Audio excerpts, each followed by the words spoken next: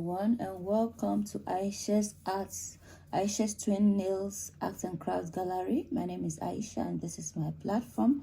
So as the name suggests, on this platform we do everything creativity, and from pottery, bead making, poetry, and what have you, crocheting and creative writing. Today I'm going to show you how you can use household items, so Play-Doh and spaghetti to make an art, to create.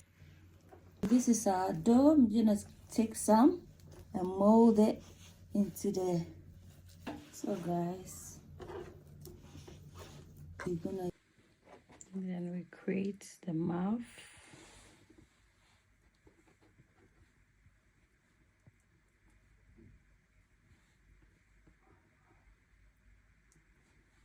It's a creative way to get the children started, and also you could,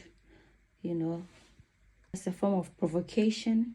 In the morning you can set this up, and then the children, you can talk around what you've made, and this is a conversation starter, and also it will enable the children to also work with what they have.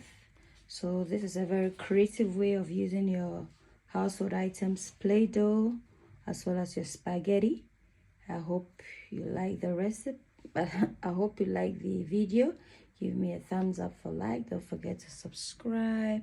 Don't forget to